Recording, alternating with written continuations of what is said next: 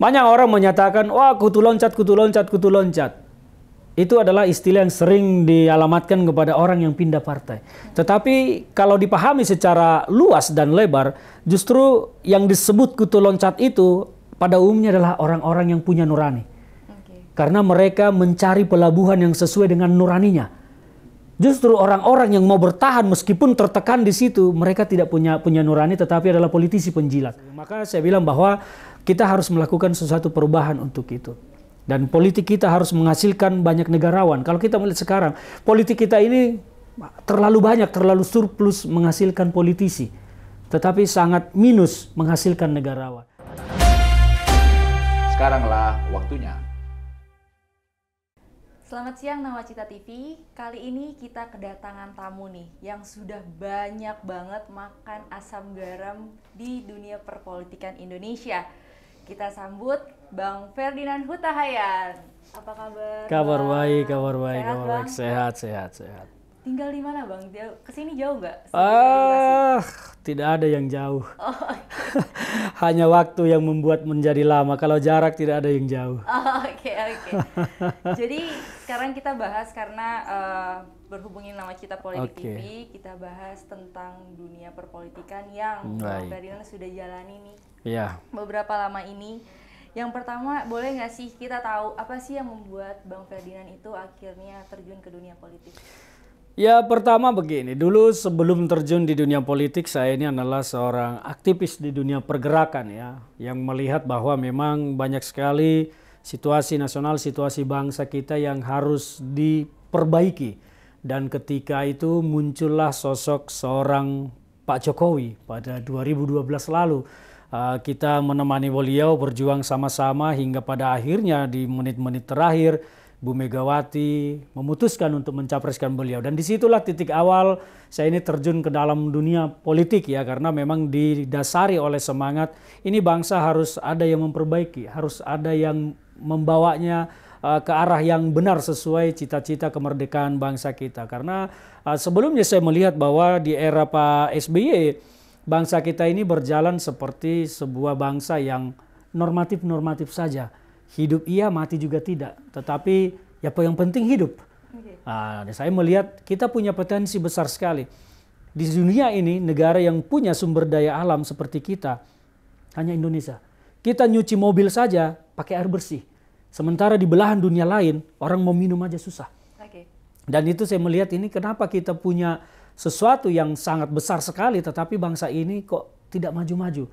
Artinya apa? Kita butuh seorang pemimpin yang betul-betul memang berdedikasi tinggi memajukan bangsa ini dengan tenaga dan pikiran yang tulus. Dan waktu itu saya melihat Pak Jokowi ketika datang dari Solo dengan segala ketulusan beliau, saya melihat bahwa oke, orang ini layak untuk disupport. Dan disitulah kita pertama sekali di Bandung mendirikan yang namanya relawan-relawan Jokowi zaman dulu. Dan kita terjun ke dunia politik praktis meskipun belum menjadi politisi karena kita tidak masuk partai politik pada saat itu. Tetapi masih bergerak di kalangan relawan. Kira-kira itulah titik awal kita ini, saya ini masuk di dunia politik. Pertama masuk dunia politik itu kalau nggak salah di Partai Demokrat ya Pak? Ya pada saat masuk di politik praktis ya, politik praktis di partai politik itu saya masuk pertama sekali dengan Partai Demokrat pada 2017. Saat itu memasuki Pilkada DKI Jakarta. Itu pertama sekali saya masuk Partai Demokrat dan di situ saya ditempatkan oleh Pak SBY pada tempat yang memang cukup membanggakan buat saya pribadi ya. Ketika itu saya banyak juga membantu Mas AHY, Agus Harimurti Yudhoyono dalam pencalonannya sebagai cagup. Nah di situ saya pertama sekali terjun di dunia partai politik untuk pertama sekalinya. Kalau boleh tahu dulu di Partai Demokrat udah mendapatkan jabatan tertentu di internal kah Pak? Oh, waktu di Demokrat saya itu mendapat beberapa posisi ya, selain sebagai juru bicara partai, sering juga menjadi mewakili keluarga untuk berbicara, dan secara struktural saya dipercaya oleh Pak SBY pada waktu itu menjadi Kepala Divisi Hukum di Dewan Pimpinan Pusat Partai Demokrat pada saat itu di era kepemimpinan Pak SBY. Di jawaban pertama ini kan sebenarnya Bang Ferdinand tuh menyampaikan kalau seorang relawan dari Jokowi ya. Iya betul sekali. Pada akhirnya kenapa memutuskan untuk masuk ke Partai Demokrat? ketika Pak Jokowi pertama terpilih menjadi presiden dan mengucapkan sumpah di gedung MPR, saya masih mendampingi beliau. Saya berdiri persis di sebelah beliau ketika beliau naik andong. Naik andong menuju istana. Saya orang yang berada di sebelah beliau persis pada saat itu dan banyak terlibat memberikan masukan-masukan terhadap Pak pemerintahan ya, terkait dengan bagaimana bangsa ini harus kita bawa ke depan, karena pada saat itu Pak Jokowi punya visi misi yang disebut dengan judul besar Nawacita. Saya sangat bangga dengan susunan Nawacita itu. Saya melihat bahwa ini akan membawa Indonesia jauh lebih baik. Nah, namun di dalam perjalanan sekitar 2015 saya berbeda pendapat dengan pemerintah terkait dengan penghapusan subsidi BBM, karena waktu itu juga saya aktif di dalam dunia energi ya, jadi saya agak paham sedikit soal sektor energi. Nah, waktu itu mau penghapusan subsidi yang nilainya sekitar 398 triliun dan dipaparkan waktu itu bahwa akan ditempatkan ke berbagai macam infrastruktur. Dan saya agak fokus waktu itu terkait ketika bicara dengan pembangunan Sumatera. Nah, direncanakan pada waktu itu adalah pembangunan jalan tol Sumatera. Saya orang yang menentang pembangunan itu dan saya minta kalau mau dibangun Sumatera itu bangunlah rel kereta api. Meniru Jawa yang sudah punya kereta dari ujung ke ujung. Karena saya anggap bahwa rel kereta api ini akan lebih efisien, lebih efektif, baik pengangkutan manusia maupun pengangkutan barang, karena pergerakannya jauh lebih cepat daripada jalan tol yang digunakan oleh para pengguna kendaraan. Nah, di situ akhirnya saya tidak bersepakat dan saya tidak lagi menyukai program itu, dan saya keluar dari situasi politik di sana dan menjadi seseorang yang banyak mengkritik pemerintahan Pak Jokowi waktu itu. Karena basic saya masih seorang aktivis, saya masih punya idealisme kuat, dan itu sekitar 2015 saya keluar dan kembali ke pergerakan aktivis di jalanan, dan saya sering menjadi orator di atas mobil komando ketika banyak mengkritik hal-hal ya. Nah, setelah itu 2017 saya diundang dan bertemu dengan Pak SBY. Akhirnya disitulah pertama sekali saya masuk di Partai Demokrat setelah memang meninggalkan dunia relawan sebagai pendukung Pak Jokowi, karena saya anggap ini sudah tidak lagi sesuai dengan cita-cita besar Nawacita pada saat itu, karena menurut saya jadi terlalu banyak berpikir tentang proyek dan banyak situasi yang saya pahami menurut pendapat subjektif saya ini kok agak lain. Nah, udah saya memutuskan tidak lagi berada di barisan relawan waktu itu. Saya keluar dan banyak mengkritik pemerintahan Pak Jokowi terutama di sektor energi, karena memang saya bermain di sana sempat beberapa tahun. Oke, berarti kan ada idealisme yang ketemu sama Partai Demokrat. Setelah akhirnya memutuskan itu, idealisme apa yang akhirnya membuat Bang Ferdinand memilihnya Demokrat? Kenapa nggak partai lain? Saya ketika diundang pertama sekali berdiskusi dengan Pak SBY itu, dulu saya hampir tiap hari menulis artikel.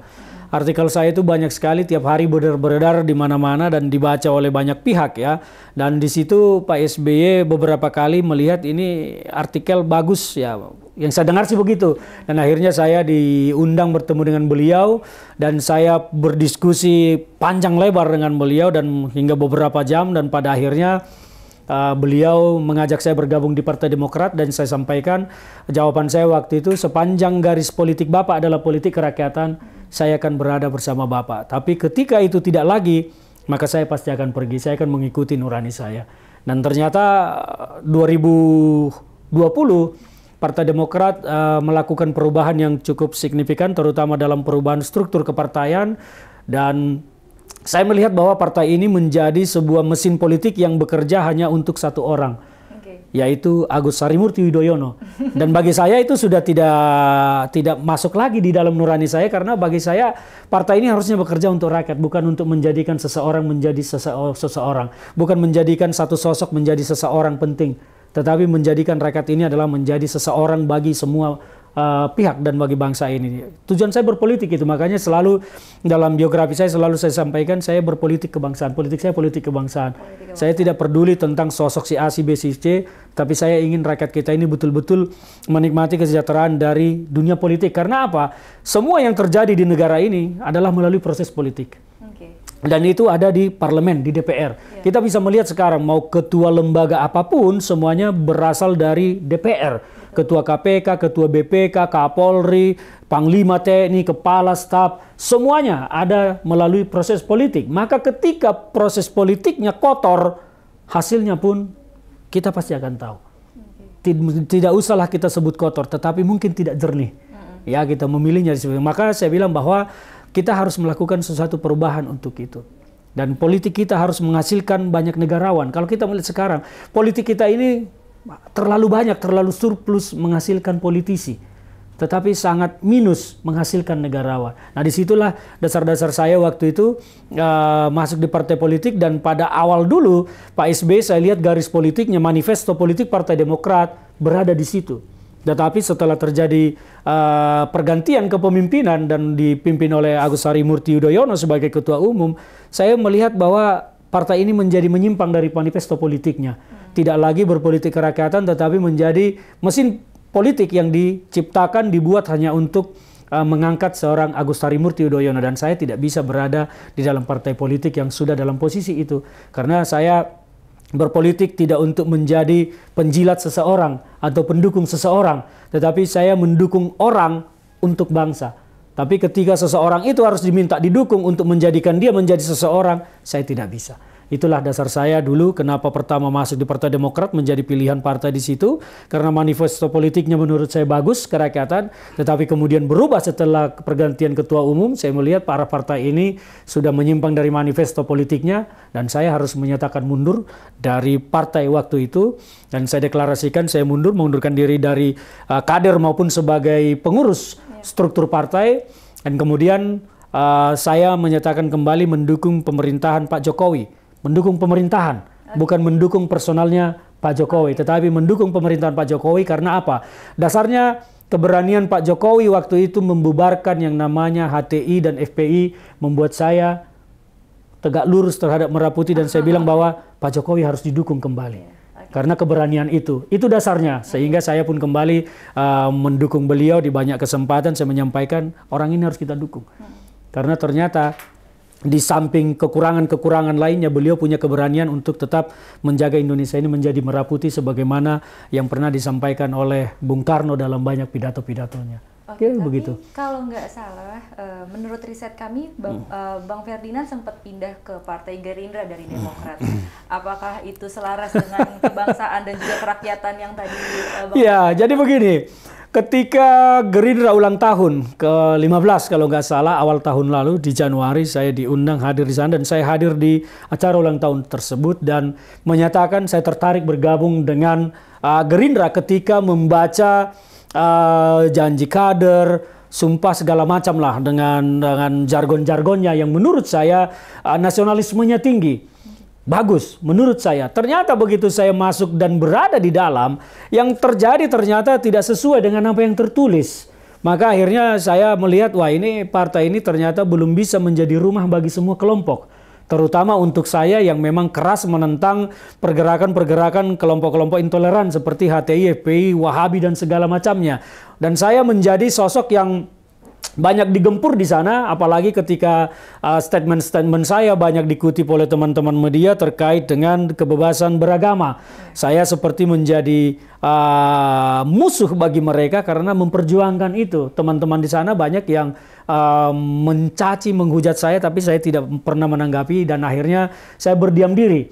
Saya berdiam diri dan memutuskan kemudian untuk, oh ini partai belum menjadi rumah bagi semua pihak, terutama untuk saya yang memang keras berhadapan dengan kelompok-kelompok intoleran, karena ternyata di sana mereka masih bersarang dan dihidupi oleh Prabowo. Oke. Dengan tadi pemaparan dari Bang Ferdinand, kan mungkin banyak orang kalau tidak mengenal secara personal menganggap mungkin Bang Ferdinand cukup vokal. Oh iya. Pernah nggak sih ditegur sama pimpinan dari partai atau mungkin dari bagian internal partai? Jadi begini, waktu di Demokrat saya pernah ditegur oleh Ketua Umum Agus Harimurti Yudhoyono kala itu waktu terkait dengan isu-isu TKA Cina. Saya berbeda pendapat karena waktu di kepemimpinan Agus Harimurti Yudhoyono itu saya ditempatkan di Departemen Energi, Energi Sumber Daya Mineral, yang sebelumnya di era Pak SBY saya menjadi Kepala Divisi Hukum, tetapi di era AHY saya ditempatkan di Departemen Energi. Nah waktu itu isu TKA Cina menjadi isu yang dijadikan menyerang pemerintahan Pak Jokowi. Saya orang yang banyak terlibat dalam sektor energi. Jadi di dunia ini saya sedikit banyak paham, saya tidak ingin menyebut pintar dan tahu, tetapi saya paham. Saya jelaskan waktu itu bahwa ini soal teknologi. Kita punya tenaga kerja, kita punya otot, tapi kita tidak punya teknologinya. Sementara teknologi ini ketika dikirim dari negaranya, karena kita juga tidak punya pabriknya. Jadi semua ini barang impor. Untuk teknologi seperti smelter dan lain-lain pembangkit, itu impor semua. Ini menyangkut teknologi yang tidak kita kuasai. Otot kita punya, memasang kita punya. Tapi begitu masuk mengoperasionalkannya, karena ini terkait dengan teknologi, kita tidak mampu. Karena ini adalah menjadi sebuah rahasia perusahaan, dan disitulah keuntungan mereka untuk mempertahankan eksistensi produknya. Nah, disitulah maka tenaga kerja asing itu menjadi perlu datang untuk mengoperasikan itu. Dan termasuk dalam rangka instalasinya. Ketika itu diinstalasi, karena ini terkait juga dengan asuransi produk. Ketika orang yang tidak ahli memasang, terjadi kecelakaan, barang rusak, asuransi tidak akan mengganti. Tapi ketika orang yang ahli memasang, barang rusak, maka asuransi akan mengganti. Jadi banyak hal yang tidak diketahui oleh publik dalam hal ini. Itu saya jelaskan bahwa ini terkait dengan teknologi. Nah, perjanjian pemerintah setiap ada pembangunan seperti ini ada transfer teknologi. Nah, itulah yang akan kita pelajari pelan-pelan sehingga nanti pada waktunya titik tertentu kita tidak butuh lagi mereka karena teknologinya sudah ditransfer ke kita.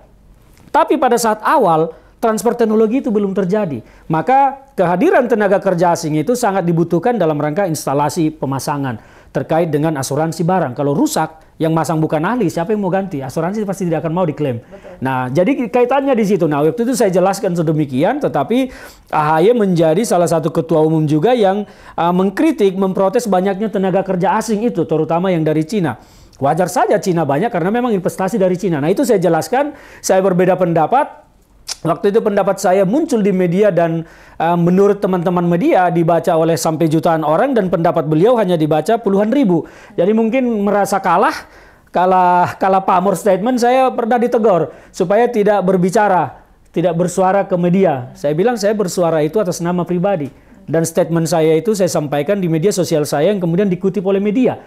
Saya tidak dalam rangka wawancara. Nah, itu pertama. Kalau di era Pak SBY saya tidak pernah ditegur, dan di era ketika saya sebentar mampir di Gerindra, memang statement-statement saya ada beberapa yang diprotes oleh teman-teman terkait tadi soal kebebasan beribadah, karena waktu itu banyak sekali tempat-tempat peribadahan kaum minoritas Kristen lah saya sebut ya, yang memang diganggu, dan saya banyak mengeluarkan statement kecaman, kutukan terhadap itu, dan saya ditegur oleh teman-teman yang ada di sana untuk tidak cari panggung di situ. Saya bilang saya tidak sedang cari panggung karena saya sudah punya panggung sendiri, sehingga saya tidak butuh panggung-panggungan, tetapi saya harus membela orang-orang yang tertindas.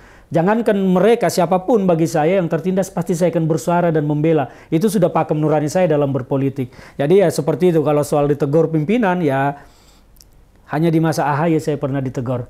Karena mungkin beliau kalah pamor dengan saya. Oke. Nah, balik lagi Bang, tadi kan ada sempat ngomong kalau kembali menjadi pendukungnya Jokowi. Iya. Apakah hal itu yang membuat Bang Ferdinand akhirnya berlabuh di PDIP? Sejarahnya memang tidak sedemikian mudah dijelaskan ya.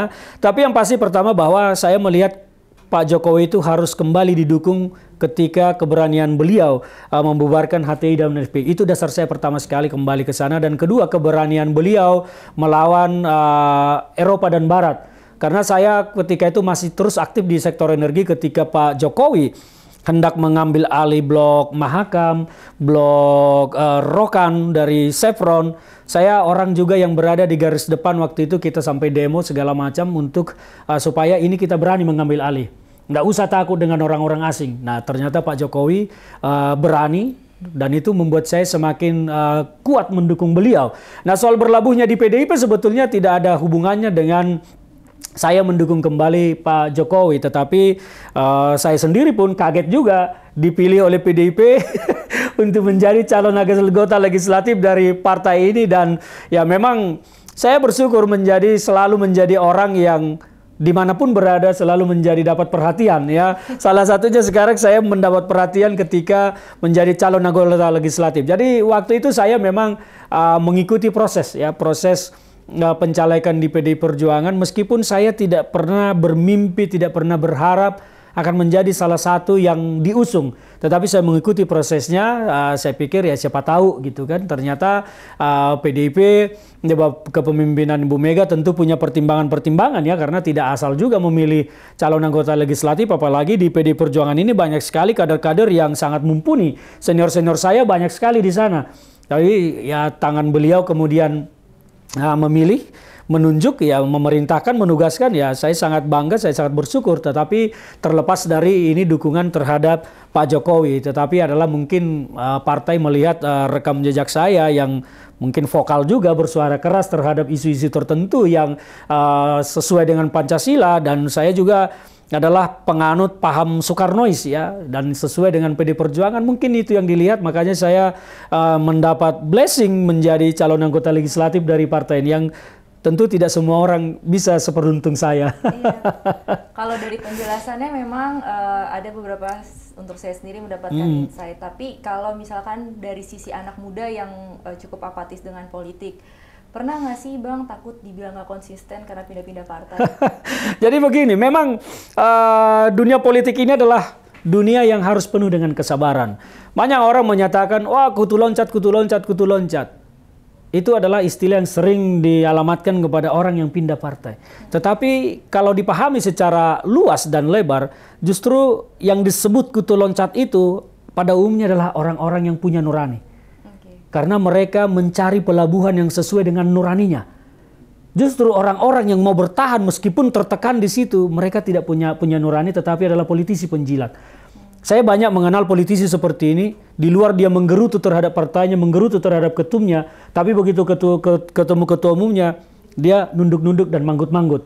Dia tidak punya nurani, dia tidak punya keberanian untuk bersikap seperti hatinya. Nah itu memang bukan kutu loncat, tetapi malah penjilat. Itu yang paling buruk. Tetapi kutu loncat itu kalau kita maknai dengan baik dan benar, seperti yang disampaikan, dia akan mencari pelabuhan di mana nuraninya bisa dikembangkan di situ. Sama seperti waktu saya keluar dari Demokrat, saya sampaikan, satu saat saya pasti akan masuk di partai politik yang benar-benar konsisten memperjuangkan Pancasila dan kebinekaan. Dan ternyata sekarang saya menemukannya di PDI Perjuangan, dan saya akan terus memperjuangkan itu karena garis pakem politik saya memang di situ. Saya ingin melihat bangsa ini menjadi bangsa yang benar-benar seperti dicita-citakan oleh para founding father kita, para pendiri bangsa kita ini. Jadi kalau beberapa di kesempatan juga saya selalu menyampaikan pertemuan-pertemuan dengan teman-teman milenial, saya sampaikan, jangan pernah lupakan dirimu siapa. Itu adalah kunci untuk berpolitik. Karena ketika kita lupa kita siapa, maka kesempatan kita untuk menjadi pemimpin bagi bangsa ini ke depan kemungkinan besar akan hilang. Hilangnya di mana? Karena kesempatan itu akan dicuri oleh kelompok-kelompok lain. Banyak orang sekarang, milenial kita, ya mohon maaf saya harus sampaikan, milenial kita ini pada umumnya ingin menjadi orang lain. Dia lihat orang-orang K-pop, dia pengen seperti penyanyi K-pop. Dia lihat Coldplay, dia pengen seperti Coldplay. Dia pengen.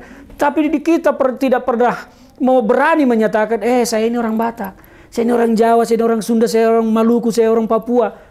Milenial kita sudah jarang bicara begitu. Tapi lebih banyak, coba kalau kita tanya, mereka akan lebih mengenal orang-orang luar daripada orang-orang sejarah bangsanya sendiri. Saya bilang, disinilah kita akan hilang karena arus globalisasi, internasionalisme, dan derasnya teknologi informasi akan membuat kita menjadi orang lain. Dan generasi milenial kita sedang dalam ancaman itu. Itu yang selalu saya provokasi, supaya milenial itu harus kembali melihat ke belakang. Siapa kita sesungguhnya? Harusnya orang-orang asing itu yang meniru kita. Harusnya mereka yang pengen jadi orang Indonesia, pengen jadi orang Jawa, pengen jadi orang Sunda, pengen jadi orang Batak, pengen jadi orang Sulawesi, pengen jadi. Bukan kita yang harus jadi mereka. Karena peradaban kita jauh lebih tinggi dari mereka. Budaya kita jauh lebih tinggi. Tidak ada negara di dunia yang seperti kita luar biasanya. Tapi kita lupa itu hanya karena Blackpink dari Korea.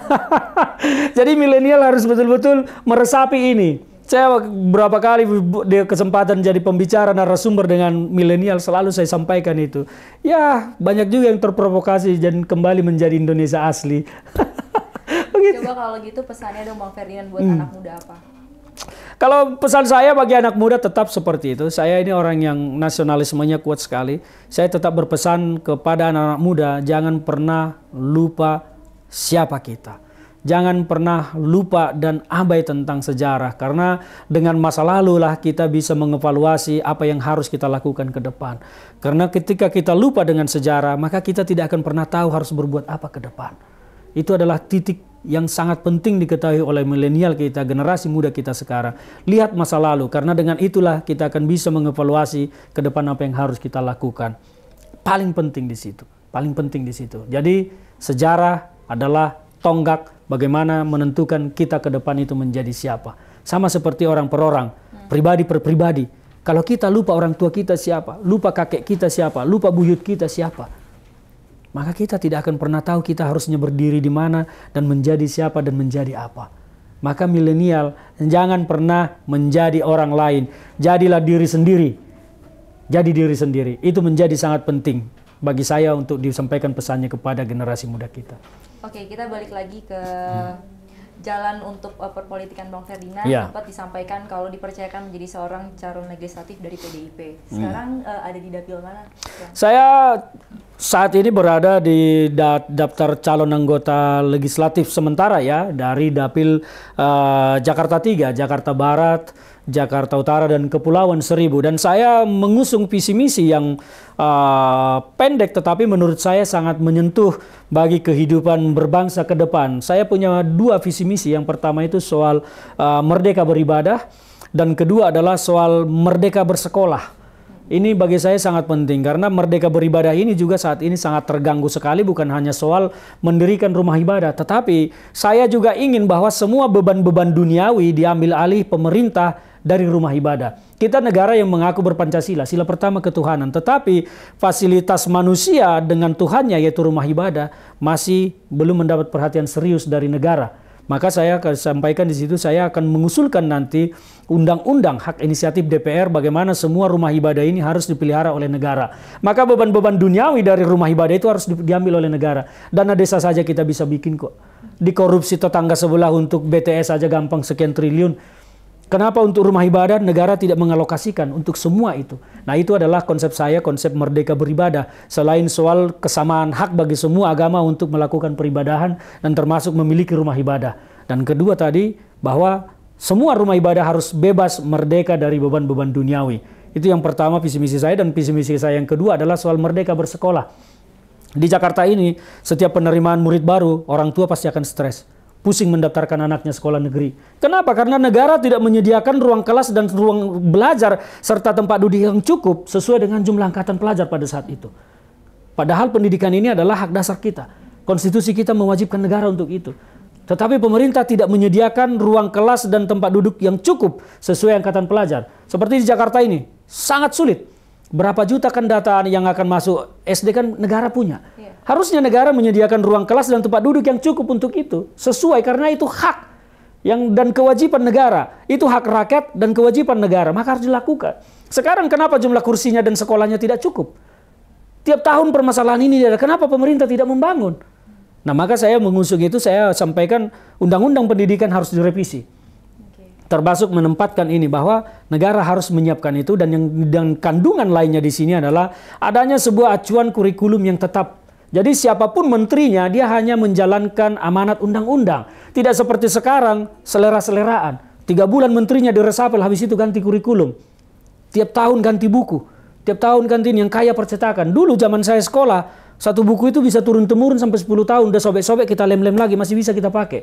Sekarang, coba buku setahun, tahun depan masih kepake nggak? Ganti menteri, ganti kebijakan. Nah, itu harus dihentikan sehingga maka undang-undang harus menata ini standar pendidikan kita. Maka siapapun pejabatnya dia hanya wajib menjalankan itu. Bukan lagi selera-seleranya. Seleranya boleh dilakukan di sektor-sektor lain yang sifatnya adalah supporting, mendukung apa yang telah diamanatkan oleh undang-undang.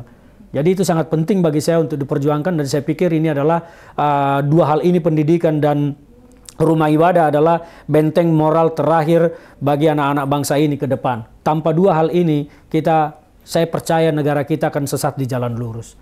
Maka supaya tidak sesat di jalan lurus, saya perjuangkan dua visi misi ini. Saya harap nanti saya bisa mengusulkan ini ketika saya dipercaya duduk menjadi anggota DPR RI di tahun depan. Oke, aku tertarik sebenarnya dengan tadi terkait dengan pendidikan. Itu kan disampaikan kalau ada memperbaiki fasilitas sekolah, dan yang kedua terkait kurikulum. Ya. Kalau misalkan terkait fasilitas sekolah, ya itu kan memang bisa diutarakan. Tapi kalau untuk kurikulum itu kan yang dilakukan sama menteri-menteri sebelumnya atau mungkin pejabat sebelumnya kan untuk menjadi sebuah inisiasi baru gitu loh, atau mungkin biar bisa bersaing dengan negara lain.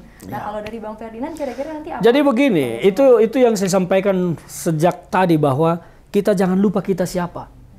Itu dulu pokok bergeraknya semua harus di situ. Ketika kita lupa menjadi siapa kita, akhirnya kita akan selalu berupaya menjadi orang lain. Kita ingin meniru orang-orang sana yang belum tentu kemampuan orang sana atau apa yang dilakukan oleh orang luar itu cocok dengan kita. Nah, ketika kita tidak mengenali diri kita, maka konsep kurikulum kita itu harus kita buat sesuai dengan karakter bangsa. Kita tidak usah latah-latahan harus seperti orang lain. Nah, ini sekarang kita kebanyakan latah. Anak-anak sekolah sekarang saya lihat, perhatikan buku-bukunya, mereka hanya dijadikan seperti mesin penghafal. Disediakan buku segini, standarmu ini, kamu hafal ini. Itu yang terjadi dalam dunia pendidikan kita sekarang. Tetapi dunia pendidikan kita lupa, ini anak sebetulnya pengen jadi apa sih? Coba anak-anak sekarang, anak-anak SD itu tanya, nanti besar jadi apa? Zaman saya dulu kalau kita ditanya nanti jadi apa? Jawabannya pasti keren-keren. Ada yang pengen jadi tentara, jadi polisi, jadi guru, jadi macam-macam. Sekarang coba tanya anak-anak SD itu pengen jadi apa? Jawabannya apa? Pasti akan mencengangkan. Pengen jadi TikToker, jadi YouTuber. Mau jadi apa bangsa kita kalau semua nanti generasi ke sini? Nah, itu yang saya sebut bahwa kurikulum kita harus mengeksplor diri mereka. Ada anak-anak ini yang sudah handal dari kecil soal mekanik. Ada yang sudah handal soal menulis. Ada yang sudah handal soal teknologi macam-macam. Handal. Nah, di situ kurikulum harus mampu mengeksplor dirinya supaya apa talenta yang dimilikinya menjadi tersalurkan. Banyak anak-anak kita, anak-anak didik sekarang ini, mungkin juga SMA atau mahasiswa yang punya sesuatu, kemampuan spesifik, talenta yang bagus, tetapi terabaikan. Akhirnya apa? Diambil oleh bangsa asing. Karena di sini terabaikan. Terabaikan karena apa? Yaitu kebijakan-kebijakan yang gonta-ganti. Nah, kita ingin ke depan tidak ada lagi yang seperti ini. Maka ada acuan baku yang harus dilakukan oleh siapapun menterinya, siapapun pejabatnya, siapapun presidennya, kecuali ada perombakan yang disepakati oleh semua pihak. Tetapi bagi saya harus ada sesuatu yang menjadi acuan pokok. Tidak boleh selera-seleraan, karena ini menyangkut masa depan generasi kita ke depan. Jangan sampai seperti saya bilang tadi tersesat di jalan lurus. Oke. Itu sudah membahas tentang pendidikan. Kita back lagi, kira-kira di 2024 akan dukung capres siapa? Apakah strict to with PDIP atau gimana nih? Absolutely yes, saya pasti akan mendukung Ganjar Pranowo sebagai calon presiden 2024 nanti. Pertimbangannya apa? Jadi ini bukan hanya sekedar karena saya kader PDIP atau caleg PDI Perjuangan, tetapi saya sudah melihat dari capres-capres yang ada sekarang. Capres yang ada sekarang ini kan ada 3, ada Mas Ganjar, ada Pak Prabowo, ada Anies Baswedan. Dari ketiga nama ini, yang punya konsep tentang Indonesia ke depan itu adalah Ganjar Pranowo. Prabowo, saya belum menemukan dia bicara tentang Indonesia ini akan seperti apa. Janji-janjinya hanya soal makan gratis. Memangnya masyarakat Indonesia ini hewan peliharaan, mau dikasih makan gratis? Emang kita ini nggak pengen naik Alphard seperti beliau? Emang rakyat kita ini nggak pengen punya mobil seperti beliau? Kalau mau hanya dikasih makan gratis, kapan rakyat ini akan punya sesuatu bidang pekerjaan yang akan bisa membuatnya naik Alphard, naik mobil lain-lain segala macam. Jadi konsep seperti itu hanya konsep ingin berkuasa. Yang penting gua menang, lu mau bodo amat terserah. Nah, ini dia tidak punya gambaran tentang Indonesia ke depan. Dan di situ saya melihat bahwa ketika beliau sudah tidak punya sesuatu, akhirnya mendompleng kepada pihak lain. Maka saya tidak heran ketika melihat baliho Pak Prabowo di mana-mana bertebaran dengan Pak Jokowi, dengan Mas Gibran, ya mungkin sebentar lagi dengan Jan Etes juga dipasang. Dan itu saya melihat bahwa beliau tidak punya program yang jelas dan konkret. Yang kedua tentang Anies Baswedan. Anies Baswedan ini bagi saya adalah orang yang gagal pada masanya. Beliau telah diberikan kesempatan menjadi gubernur Jakarta 5 tahun. Jakarta ini adalah barometer Indonesia. Ketika orang berhasil sukses di Jakarta, maka dia akan sukses menjadi pemimpin Indonesia. Karena disinilah tingkat kesulitan menjadi kepala daerah yang tertinggi. Dan faktanya Anies Baswedan bukan memperbaiki Jakarta, tetapi merusak Jakarta. Coba lihat sekarang kalau melintas di jalan raya begitu. Badan jalan semakin sempit karena dibatasi oleh pembatas jalur-jalur pengguna sepeda yang tidak pernah dipakai oleh pesepeda, tetapi malah mengotori jalanan. Itu yang pertama. Yang kedua, banyak lain kebijakannya yang memang selalu bermasalah. Jadi saya melihat bahwa Prabowo dan Anies Baswedan ini hanya sebuah pencari kekuasaan, pencari jabatan yang tidak punya program jelas bagaimana ke depan. Meskipun Anies Baswedan selalu bicara rekam jejak, tetapi dia ternyata punya rekam jejak yang sangat buruk di Jakarta dan bahkan menjadi gubernur terburuk menurut saya sepanjang sejarah Jakarta. Berbeda dengan Ganjar Pranowo. Ganjar Pranowo ini gubernur sama-sama dengan Anies Baswedan. Ganjar menjadi gubernur di Jawa Tengah dengan APBD yang hanya sekitar sepertiga dari APBD DKI Jakarta, tetapi penduduknya 3 kali, hampir 4 kali lipat dari penduduk Jakarta. Artinya apa? Di sana ada uang lebih kecil dipergunakan untuk jumlah masyarakat yang 3 kali lipat lebih besar dari Jakarta. Tetapi ternyata Jawa Tengah mampu menurunkan angka kemiskinan, mampu membangun banyak sekali fasilitas-fasilitas untuk masyarakat pedesaan petani di sana. Artinya apa? Beliau punya sesuatu kinerja meskipun uang tidak banyak, tapi jumlah rakyatnya banyak. Tetapi beliau punya kinerja yang memang menghasilkan kepada masyarakat. Berbeda dengan Jakarta, uangnya banyak, tapi kita tidak tahu rakyat ini di Jakarta ini dikasih apa selama ini. Tidak ngerti kita apa sih legasi yang ditinggalkan oleh Anies Baswedan di Jakarta, kecuali cerita-cerita buruk, tidak ada yang lain. Dan demokrasi yang cukup barbar dan brutal pada 2017. Itu yang kita dapat jadi. Sehingga saya melihat bahwa dari 3 calon pemimpin ini, hanya Ganjar Pranowo yang punya rencana, punya visi, dan punya misi tentang Indonesia ke depan. 2 lagi hanya sekedar ingin berkuasa, dan bagi saya tidak bisa. Kepentingan saya adalah berpolitik ini politik kebangsaan. Siapapun yang bagus pasti saya akan dukung, tetapi kalau sudah buruk seperti itu ya harus ditinggalkan, kita harus mendukung yang baik-baik. Tapi yang kami tahu beberapa kalau ternyata yang projo pun akhirnya ada yang mendukung Bapak Prabowo dengan posisinya Bang Ferdinand ini. Iya. Jokowi. Jadi begini, saya memahami teman-teman yang boleh kita sebut projo lah, Jokower lah ya, karena projo kan ada organ relawan. Saya menyebut Jokower lah ya, pendukung Jokowi yang tergoda mendukung Pak Prabowo. Kenapa? Karena memang propaganda opini zaman sekarang ini sangat kuat dilakukan oleh Prabowo dan para pendukungnya. Salah satunya tadi memasang baliho di mana-mana, membangun narasi-narasi seolah-olah Pak Jokowi mendukung Prabowo. Saya ini kalau jadi Jokower, saya pasti akan tersinggung ketika mereka membangun narasi seolah-olah Pak Jokowi mendukung Prabowo. Kenapa tersinggung? Karena narasi itu bagi saya justru menempatkan Pak Jokowi dalam posisi seorang pengkhianat. Pak Jokowi tidak mungkin mengkhianati PDIP dan Bu Megawati. Tapi dengan menyatakan seolah dia mendukung Prabowo, sama saja mereka menyatakan ini Jokowi ini pengkhianat bagi PD Perjuangan, pengkhianat bagi Bu Megawati dan mendukung Prabowo. Tapi teman-teman Jokower ini banyak yang tidak paham tentang itu. Mereka melihat, oh karena Pak Jokowi senyum bersama Prabowo dianggap itu sebuah gestur mendukung segala macam. Saya berani menantang mereka taruhan. Pada waktunya nanti Pak Jokowi akan mendukung Mas Ganjar Pranowo. Saya berani taruhan dengan mereka. Siapapun yang mencoba membangun opini sekarang seolah-olah Pak Jokowi mendukung Prabowo, saya tantang mereka taruhan. Nggak usah besar-besar lah, 1 mobil Mercy saya tantang mereka. Okay. Tapi memang kesalahan membaca arus politik banyak terjadi sekarang. Banyak terjadi sekarang ketika gestur-gestur dipermainkan, gimmick-gimmick dipermainkan, banyak orang yang terlena. Tapi memang mereka juga tidak menyadari kenapa Pak Jokowi sekarang tidak bersikap secara vulgar dan clear. Mereka lupa sekarang ini Pak Jokowi masih seorang presiden yang membawahi juga yang namanya Prabowo Subianto sebagai menterinya. Kalau saja sekarang Pak Jokowi menyatakan, oh enggak saya mendukung Ganjar, apa yang terjadi kondisivitas kabinet? Pasti akan terganggu. Prabowo kan pasti akan tersinggung. Lu kan dukung ini. Mungkin saja nanti Prabowo malah dengan temperamen tingginya ngarahin mobil tank menghadap ke arah istana zaman simbol zaman dulu. Ya kan? Jadi bisa saja seperti itu. Temperamen dia kerahin, perintahin mobil tank kita, Scorpion kita, arahkan dulu meriamnya ke arah istana. Kita tidak tahu. Tetapi Pak Jokowi cukup bijak sekarang untuk bersikap tenang di tengah.